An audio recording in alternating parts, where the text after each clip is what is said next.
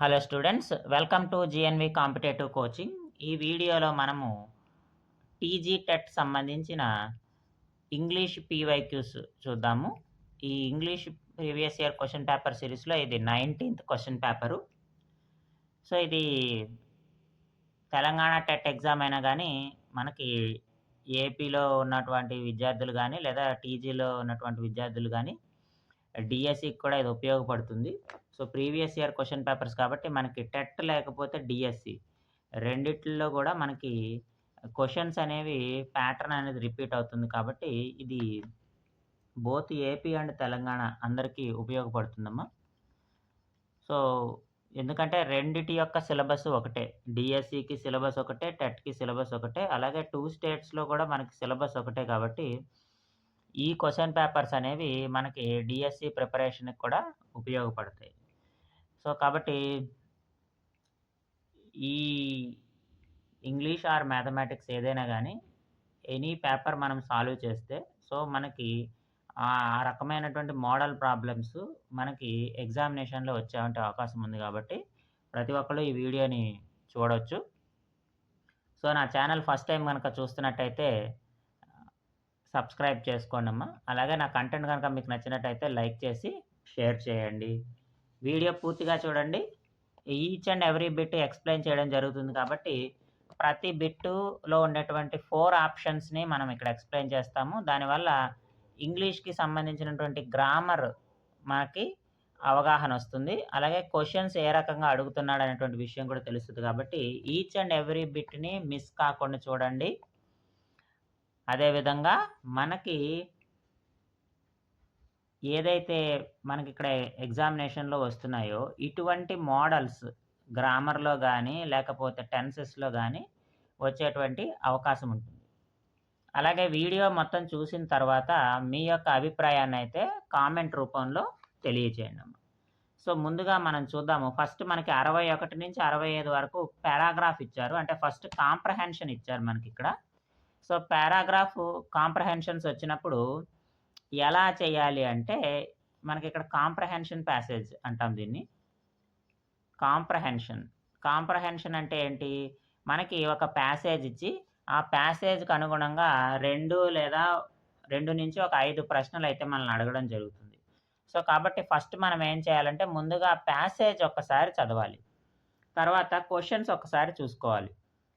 ఈ కాంప్రహెన్షన్లో మనము 100% marks score చేసేటువంటి అవకాశం ఉంది.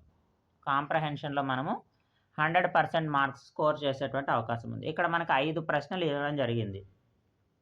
సో 5 out of 5 మనం ఇక్కడ తెచ్చుకునే అవకాశం ఉంది. ఎందుకంటే క్వశ్చన్ ఆన్సర్స్ ఎక్కడ ఉంటాయంటే మనకి పారాగ్రాఫ్ నుంచే ఉంటాయి. సో ఈవెన్ యాంటనిమ్స్ అడిగినా సినానిమ్స్ అడిగినా సరే వాటి యొక్క ఆన్సర్స్ అనేవి ఖచ్చితంగా మనకి విత్ ఇన్ దట్ ప్యాసేజ్ ఉంటాయి కాబట్టి సో మనం ఆ పారాగ్రాఫ్ ఏదైతే ఇచ్చారో ఆ కాంప్రహెన్షన్ పారాగ్రాఫ్ బాగా చదివితే ఖచ్చితంగా 100% మార్క్స్ అయితే మనము స్కోర్ చేయొచ్చు. సో కాబట్టి ఫస్ట్ చదువుదాం. Cartoon Pokemon created by Satoshi Tajiri in 1995. So belongs to anime, the Japanese name for animated film. Anime have a distinctive appearance. So the original name of the cartoon was Pocket Monsters. So Pokemon అనే cartoon ఎవరు create చేశారని చెప్తున్నాడు. Satoshi తాజిరి 1995లో create చేశాడని చెప్తున్నారు. So ఆ cartoon animated film ఏదైతే ఉందో ఆ యానిమేకి బిగ్ ఐస్ ఉంటాయంట. అలాగే ఒరిజినల్ నేమ్ ఏంటంటే పాకెట్ మాన్స్టర్స్ని పోకేమాన్ అని పిలుస్తాము అంటున్నాడు. A year later the name was shorten to Pokemon. So first pocket monsters అని ఉండేది, తర్వాత దాన్ని పోకేమాన్ కింద మార్చారు. Each episode of the cartoon is a special adventure of main hero. So ఇక్కడ మెయిన్ హీరో ఎవరైతే ఉంటారో అతని యొక్క స్పెషల్ అడ్వెంచర్గా ఉంటుందంట. Ash Ketchum who fights against other trainers. Despite hard blows they receive all the time, Pokemon never die as they have the ability to recover energy.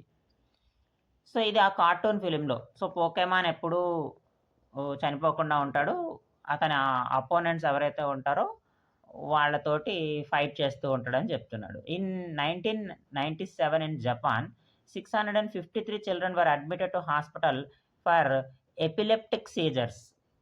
So 97 సంవత్సరంలో జపాన్లో ఏం జరిగిందంటే 653 మంది పిల్లలు హాస్పిటల్లో అడ్మిట్ అయ్యారంట. After detailed research it was found the seizures were caused by flashing red and blue lights which appeared in 38th episode of Pokemon. So 38వ ఎపిసోడ్లో రెడ్ బ్లూ లైట్స్ ఫ్లాష్ రావడం వల్ల ఈ సీజర్స్ అనేవి వచ్చినాయంట వాళ్ళకి. Which children watched that night. The episode was never commercially released or rebroadcast anywhere in the world as it was banned by the Japanese government.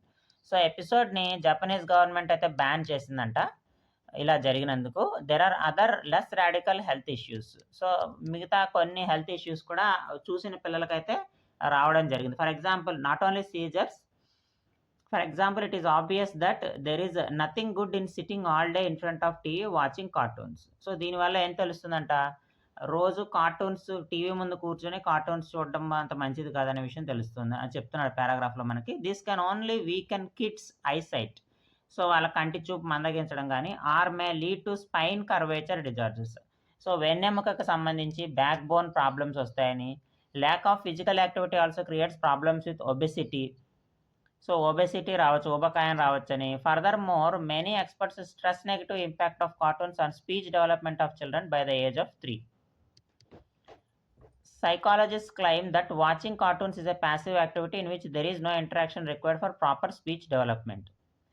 So ఈ 3 సంవత్సరాలు అంతకంటే ఉన్నటువంటి పిల్లల్లో స్పీచ్ డెవలప్మెంట్ అనేది తగ్గిపోతుంది అనేటువంటి విషయాన్ని సైకాలజిస్ట్ అయితే చెప్తున్నారు. సో టోటల్గా ఈ పారాగ్రాఫ్ ఏం సూచిస్తుందంటే, పోకెమాన్ అనేటువంటి కార్టూన్ చూడడం వల్ల జపాన్లో జరిగిన ఇన్సిడెంట్ చెప్తోంది.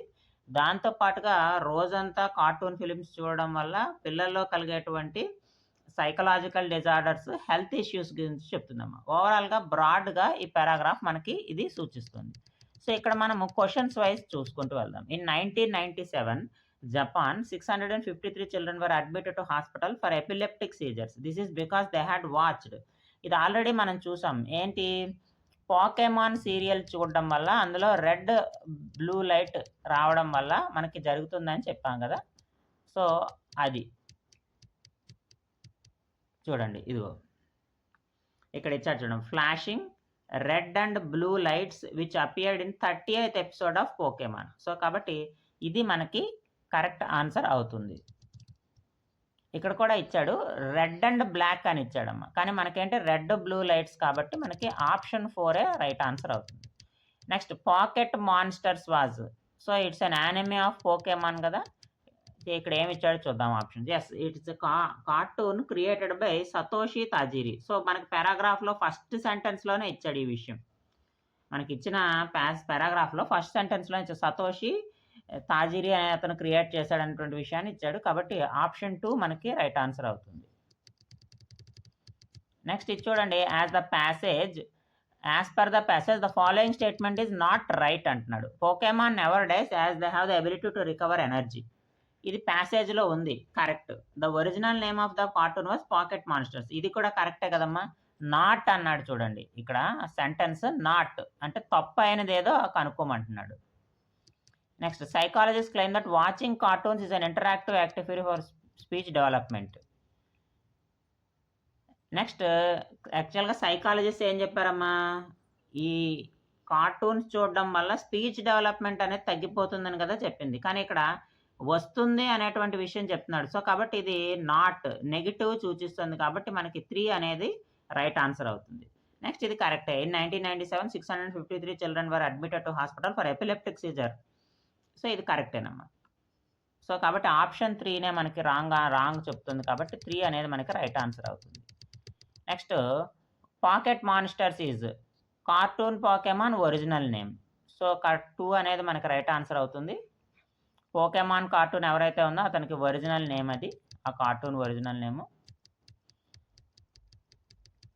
నెక్స్ట్ ఈ పారాగ్రాఫ్కి సంబంధించిన 65th question, anime is have a distinctive appearance. The word distinctive means. చూడండమ్మా, ఇక్కడ మనకి ఏమడిగాడు, డిస్టింక్టివ్ అనేటువంటి పదం యొక్క అర్థం అయితే అడగడం జరిగింది. డిస్టింక్టివ్ అనేటువంటి పదం యొక్క అర్థం, డిస్టింక్టివ్ అంటే వేరుగా ఉండడం, అంటే ఉన్న వాటితో పోల్చుకుంటే డిఫరెంట్గా ఉండడం. ఇక్కడ మనం చూస్తే కామన్, ఐడెంటికల్, యూజువల్ ఈ 3 కూడా సినానిమ్స్ అవుతాయమ్మా. ఇవన్నీ కూడా 3 కూడా ఒకదానికొకటి సినానిమ్స్ అవుతాయి. అంటే ఇవేంటి? కామన్, ఐడెంటికల్, యూజువల్ అంటే ఒకే రకంగా ఉండడం. సో కామన్, ఐడెంటికల్ అంటే కదా ఒకే రకంగా ఉండడం, ఒకే రకంగా ఉండడం. టిపికల్ అంటే వేరుగా ఉండడం, డిఫరెంట్గా ఉండడం అనమాట. Typical means different. డిస్టింక్టివ్ అంటే మనకు అర్థం ఏంటంటే మీనింగ్ అడిగేట డిఫరెంట్ అని ఉన్నాయి. వీటితో పోల్చుకుంటే అంటే మిగతా యానిమే క్యారెక్టర్స్తో అంటే మిగతా కార్టూన్ క్యారెక్టర్స్తో పోల్చుకుంటే ఈ కార్టూన్ క్యారెక్టర్ డిఫరెంట్గా ఉంటుంది. సో కాబట్టి టిపికల్ అనేది మనకి రైట్ ఆన్సర్ అవుతుంది. సో ఇక్కడతో మనకి పారాగ్రాఫ్ క్వశ్చన్స్ 5 క్వశ్చన్స్ కంప్లీట్ అయినాయి. సో నెక్స్ట్ మనము 66th క్వశ్చన్ చూద్దాం. గ్రామర్ క్వశ్చన్ ఏమి ఇచ్చాడు చూద్దాము. చూడండి, చూస్ ద కరెక్ట్ సెంటెన్స్. మనకి 4 సెంటెన్సెస్ ఇచ్చాడమ్మా. 4 సెంటెన్సెస్లో కరెక్ట్ సెంటెన్స్ ఏది కనుక్కోమంటున్నాడు. ఇక్కడ ఆప్షన్స్ పక్కన పెడితే మనకి answers. Rakesh is a sincere boy, nevertheless his teachers appreciate him. Nevertheless అనేది మనకి కాంట్రాస్ట్ వస్తుంది. నెవర్దలెస్ అనేది మనకి కాంట్రాస్ట్ అంటే వ్యతిరేక అర్థంలో వాడతాం. అతను సిన్సియర్ బాయ్, టీచర్స్ అప్రిషియేట్ చేస్తున్నారంట. సో అతను సిన్సియర్ బాయ్ అవడం వల్ల టీచర్స్ అప్రిషియేట్ చేస్తున్నారనేది మీనింగ్. సో కాబట్టి ఇక్కడ there is no contrast. Rakesh is a sincere boy but even his teachers ఇక్కడ బట్ అనేటువంటి పదం కూడా మనకి కాంట్రాస్టే వస్తుంది. టీచర్స్ అప్రిషియేట్ చేస్తున్నారు కానీ అని వస్తుంది కాబట్టి ఇక్కడ అర్థంలో రాదు. కాబట్టి ఇది కూడా ఈ సెంటెన్స్ కూడా రాదు. Rakesh is sincere by how even his teachers appreciate him.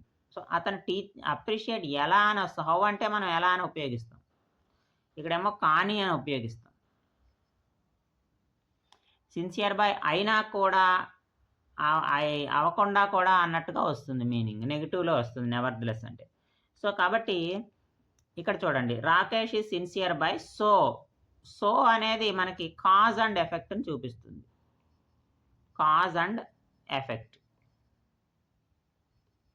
Cause and effect, cause and effect అంటే Rakesh is a sincere boy, అతను సిన్సియర్ బాయ్ అవ్వడం వల్ల, అందువలన అని వస్తుందమ్మా. His teachers appreciate him. So కాబట్టి కాజ్ అండ్ ఎఫెక్ట్ అంటే అందువలన అనేటువంటి మీనింగ్ వస్తుంది. కాబట్టి అలాంటి సందర్భంలో సో అని వాడతాం. కాబట్టి మనకి 4 అనేది ఇక్కడ కరెక్ట్ గ్రామటికల్ సెంటెన్స్ అవుతుంది. Next, William Shakespeare was greater than dash English writer.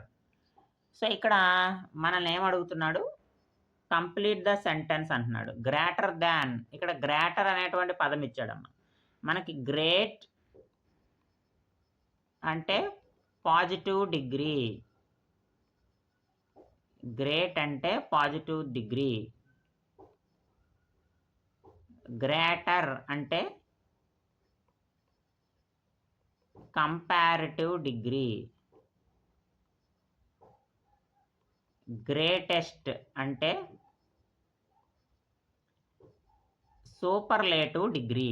ఇక్కడ మనకి గ్రేటర్ అని వచ్చింది కాబట్టి కంపారిటివ్ డిగ్రీ అంటే William Shakespeare was greater than dash English writer అంటే వేరే ఆంగ్ల వ్యాసకులు ఎవరైతే ఉన్నారో వాళ్ళకంటే విలియం షేక్స్పియర్ గొప్పవాడని చెప్తున్నాడు. కాబట్టి నో అదర్ అనేది ఇక్కడ మనము వస్తుందమ్మా. So no other, any other. No other అనేది ఎప్పుడు వాడతాం మనము? పాజిటివ్ డిగ్రీ వచ్చినప్పుడు వాడతాం. నో అదర్ ఎప్పుడు వాడతామంటే పాజిటివ్ డిగ్రీ వచ్చినప్పుడు ఉపయోగిస్తాం. సో నో అదర్ అనేటువంటి సెంటెన్స్ తోటి స్టార్ట్ చేస్తాం. No other English writer is as great as William Shakespeare అంటాం. No other English writer is as great as William Shakespeare. William Shakespeare కంటే వేరే English writer గొప్పవాడు కాదు అని చెప్తున్నాడు. ఇక్కడ గ్రేటర్ అన్నప్పుడు ఏమొస్తుంది? ఎనీ అదర్ అని వస్తుంది. ఇక్కడ కంపారిటివ్ డిగ్రీలో నో ఏమొస్తుందమ్మా? ఎనీ అదర్ అని వస్తుంది. పాజిటివ్ డిగ్రీలో నో అదర్ వచ్చినప్పుడు కంపారిటివ్ డిగ్రీలో ఎనీ అదర్ అని వస్తుంది. ఇక్కడ ఆప్షన్స్ కూడా మనకు చూడండి. All the other, the other, any other, all other. All other అనే పదం రాదమ్మా, ఎనీ అదర్. ఎందుకంటే ఎవరికంటే కూడా అతనే గొప్పవాడు అని చెప్తున్నారు కాబట్టి. సో అతనిని మిగతా అందరితో కంపేర్ చేస్తున్నారు కాబట్టి మనకి ఇక్కడ ఎనీ అదర్ అనేటువంటి పదం వస్తుంది. సో ఆప్షన్ 3 మనకి రైట్ ఆన్సర్ అవుతుంది.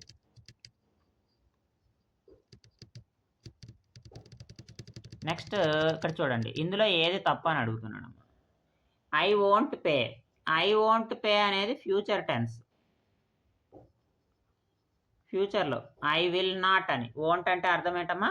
Will not. I will not pay it unless he send me the bill again. ఇక్కడ మనకి ప్రజెంట్ టెన్స్ రావాలి. ఇక్కడ మనకి ప్రజెంట్ టెన్స్ రావాలి. ఇక్కడ ఫ్యూచర్ టెన్స్ ఉంది కాబట్టి ఇక్కడ ప్రజెంట్ టెన్స్ రావాలి. ఫ్యూచర్ టెన్స్ ఉండి ఇక్కడ ప్రజెంట్ టెన్స్ రావాలంటే ఇక్కడ చూడండి, హీ అనే పదం ఉంది. హీ అనే పదం ఏంటమ్మా? థర్డ్ పర్సన్ కదా.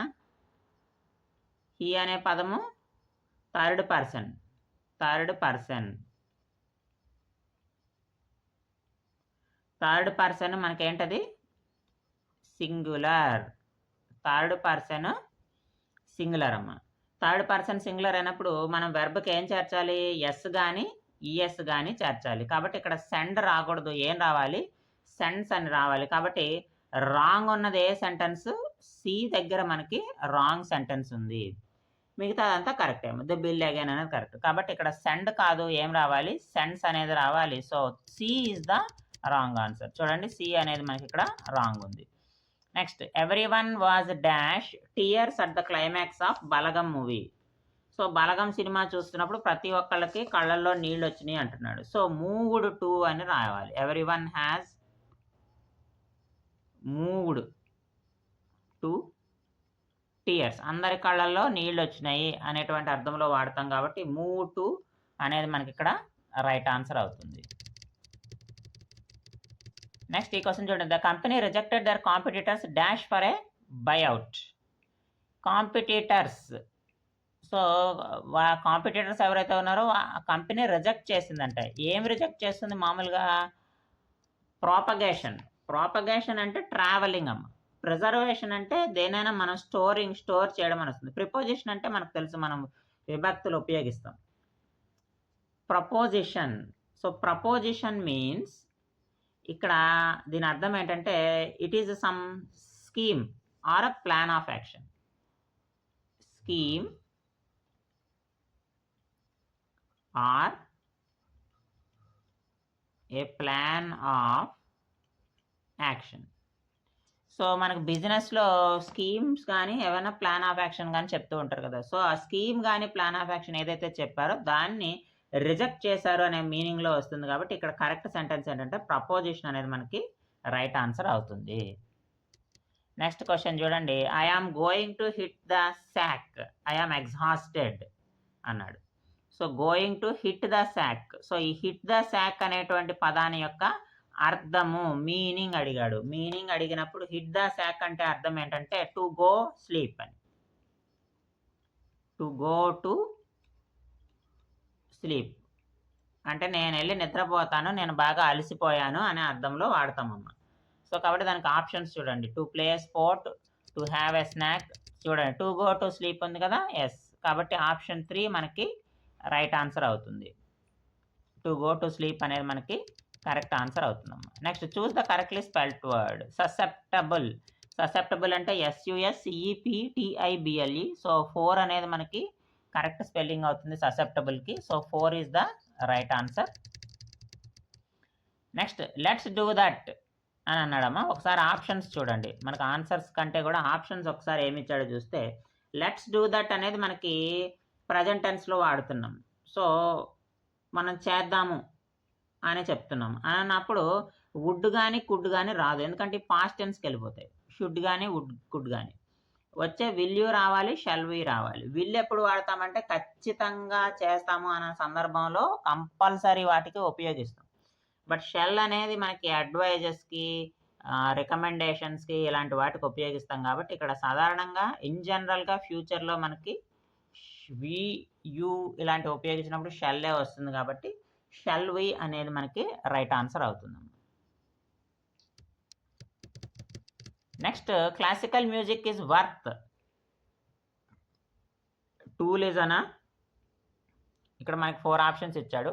ఇక్కడ ఎప్పుడైతే క్లాసికల్ మ్యూజిక్ అనేది వచ్చిందో ఈజ్ వర్త్ లిజనింగ్ టు అని రావాలి. వర్త్ లిజనింగ్ టు అని రావాలి. Listening to. ఎందుకంటే వర్త్ లిజనింగ్ టు అనేది ఏమవుతుందంటే జెరాండ్ అవుతుంది. వర్త్ లిజనింగ్ టు ఇక్కడ ఏం రిప్రజెంట్ చేస్తుందంటే జెరాండ్ రిప్రజెంట్ చేస్తుంది. అంటే ఫుల్ ఫామ్ ఏం చేస్తుందంటే it can act as a noun అనమాట. జెరాండ్ అంటే verb form, it can act as a noun అనమాట. ఆ వెర్బ్ ఫ్రేజ్ ఏదైతే ఉందో అది నౌన్గా పనిచేస్తుంది. సో ఇక్కడ క్లాసికల్ మ్యూజిక్ అనేది it is worth listening to. So వినడం వల్ల చాలా ఉపయోగం ఉంది అనే అర్థంలో వస్తుంది. కాబట్టి ఈ ఫ్రేజ్ మొత్తము జెరాండ్ని రిప్రజెంట్ చేస్తుంది. కాబట్టి వర్త్ టు లిజన్ అనేది మనకి రైట్ అవ్వదు. ఎందుకంటే టు అనేది లిజన్ తర్వాత ఎప్పుడు కూడా టు అనే పదం వస్తుంది. అందుకని లిజనింగ్ టు అనేది మనకి కరెక్ట్ ఫ్రేజ్ అవుతుంది. ఒకసారి ఆప్షన్స్ చెక్ చేసుకుంటే మనకు తెలుస్తుంది. Yes, listening to 4 is the right answer అన్నమాట. నెక్స్ట్ చూడండి, the headmaster was addressing the students. The headmaster was addressing the students expressed as అన్నాడు. అంటే ఇది యాక్టివ్ వాయిస్లో ఉందమ్మా. మనల్ని ఏం అడుగుతున్నాడు, ఇంకొక రకంగా ఎలా రాయొచ్చు, మనము యాక్టివ్ వాయిస్లో ఉన్న సెంటెన్స్ని ప్యాసివ్ వాయిస్లో రాయొచ్చు. ప్యాసివ్ వాయిస్లో రాసినప్పుడు ఇదిగో ఇది సబ్జెక్ట్ అమ్మా, ఇక్కడ ఇది సబ్జెక్ట్, ఇదేంటమ్మా was addressing. It is a past continuous sentence. It is a past continuous sentence. Students is the object. Passive వాయిస్లో ఏమవుతుంది, ఆబ్జెక్ట్ సబ్జెక్ట్ అవుతుంది. కాబట్టి ది స్టూడెంట్స్ ఫస్ట్ వస్తుంది, ఆబ్జెక్ట్ ముందు రాస్తాము. స్టూడెంట్స్ ఉంది కాబట్టి వాజ్ అడ్రసింగ్, వర్ లేదా వాజ్ బీయింగ్ అని వస్తుంది. వర్ లేదా వాజ్ బీయింగ్, బీయింగ్ తర్వాత వెర్బ్ యొక్క థర్డ్ ఫామ్ అడ్రస్కి అడ్రస్డ్, అడ్రస్కి అడ్రస్డ్.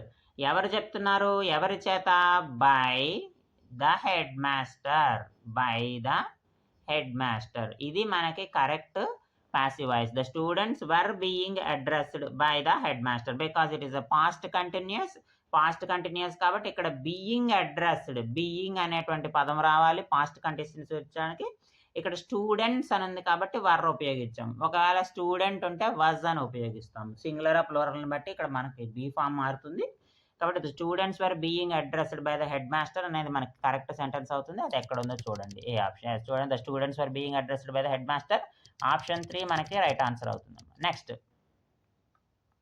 సో ఇది డైరెక్ట్ స్పీచ్ ఇచ్చాడు. డైరెక్ట్ స్పీచ్ మనకి ఇండైరెక్ట్ స్పీచ్లో రాయాలి. మనము ఇండైరెక్ట్ స్పీచ్లో రాయాలి. ఇండైరెక్ట్ స్పీచ్లో రాసినప్పుడు the class teacher said to వచ్చినప్పుడు ఏమవుతుందమ్మా, టోల్డ్ వస్తుంది. సెడ్ టు వచ్చినప్పుడు టోల్డ్ వస్తుంది. The class teacher told Ravi that I కాస్త ఏమవుతుంది, I want to meet your parents. I కాస్త ఏమవుతుందమ్మా, షీ అవుతుంది. షీ లేదా హీ, షీ అనుకుందాం. ఇక్కడ షీ ఏమవ్వాలి, మనకి వాంట్ ఉంది కదా. ఇక్కడ సెడ్ టు ఎప్పుడైతే వచ్చిందో పాస్ట్ టెన్స్లో ఉందో ఇక్కడ కూడా మనకి పాస్ట్ టెన్స్లో రావాలి. వాంట్ కాస్త ఏమవుతుంది, వాంటెడ్ అవుతుంది. వాంట్ ఏమవుతుంది, వాంటెడ్ అవుతుంది. అంటే మారే వివం, ఐ మారుతుంది, ఐ షీ కింద మారుతుంది. వాంట్ ఏమో వాంటెడ్ అవుతుంది. To meet, wanted to meet అది అలాగే ఉంటుంది. యువర్ ఎవరి పేరెంట్స్, రవి యొక్క పేరెంట్స్ కాబట్టి హిజ్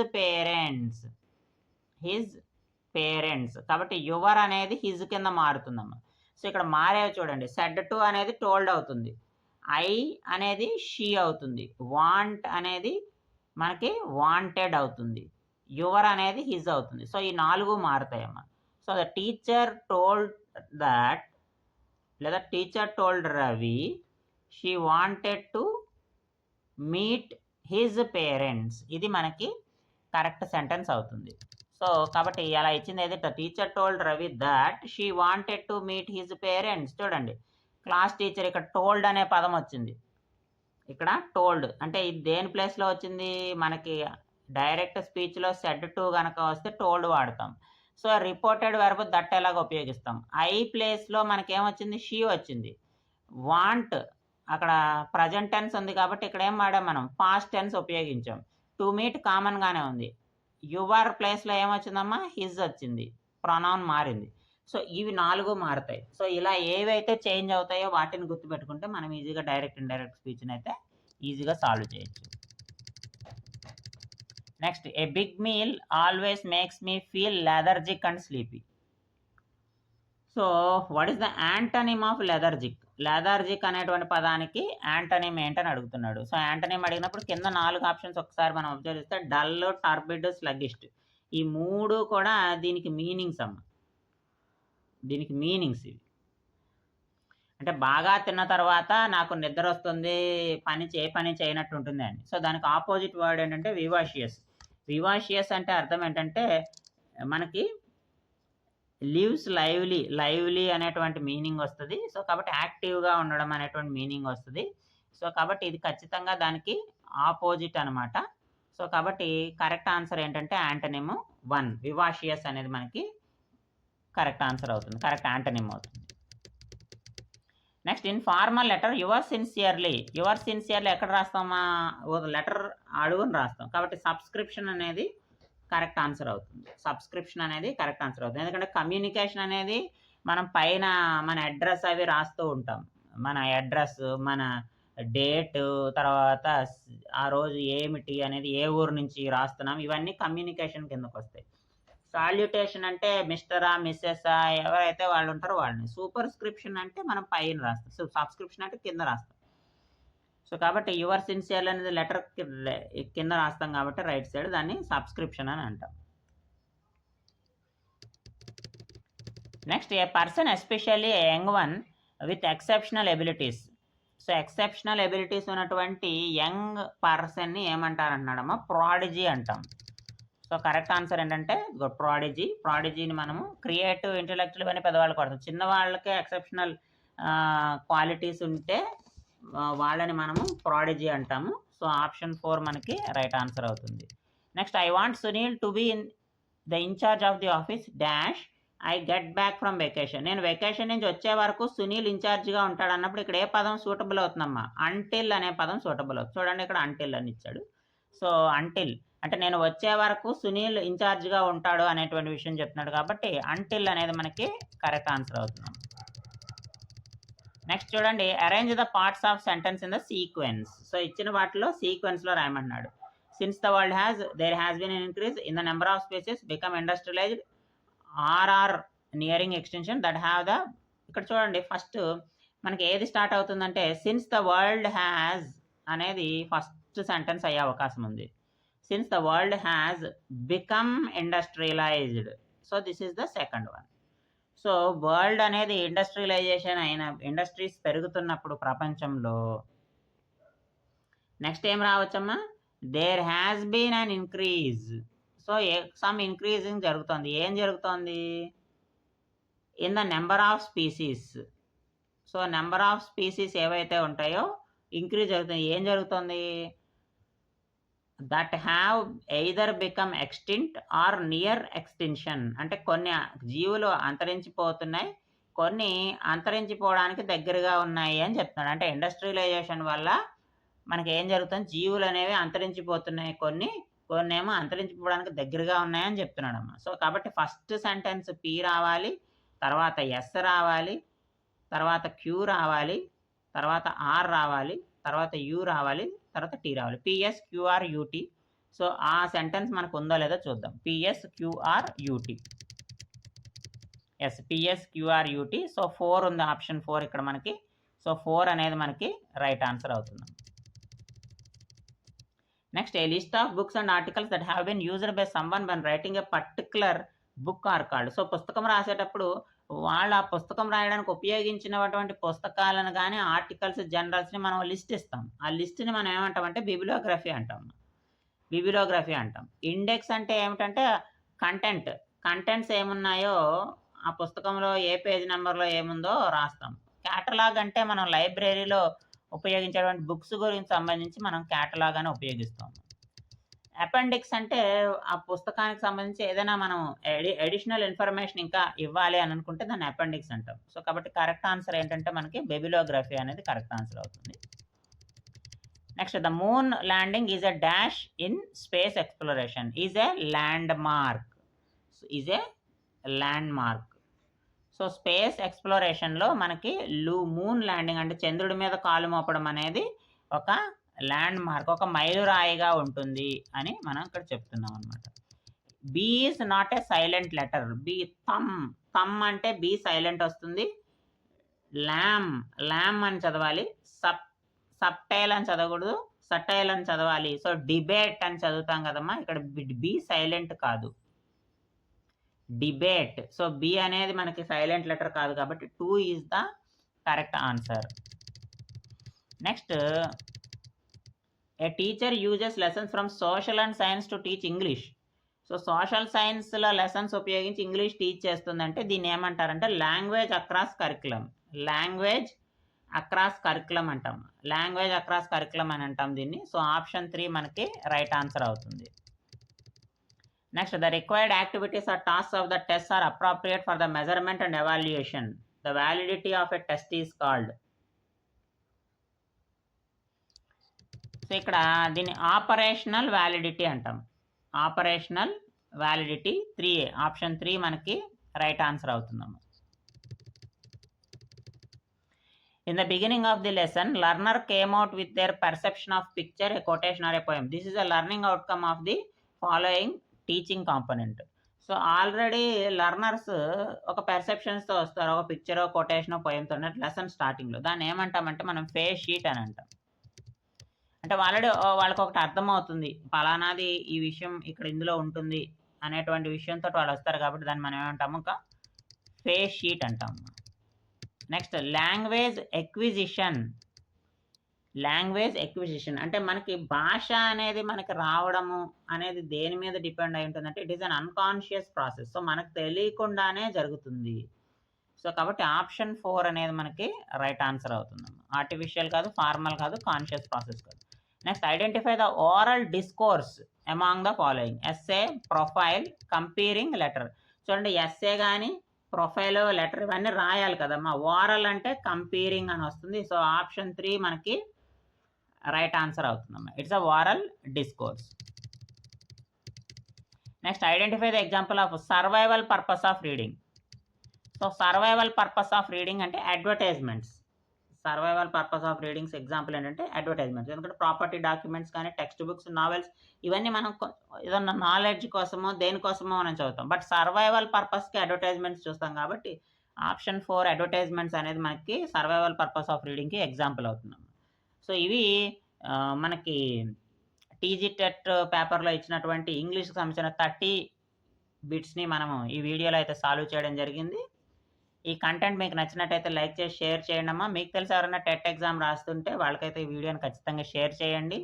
ఈ వీడియో మీద మీ అభిప్రాయాన్ని అయితే కామెంట్ సెక్షన్లో ఖచ్చితంగా పోస్ట్ చేయండి. అలాగే నా కంటెంట్ మీకు నచ్చితే లైక్ చేసి షేర్ చేయండి అమ్మా. నెక్స్ట్ వీడియోలో మళ్ళీ కలుద్దాము. Thank you for watching.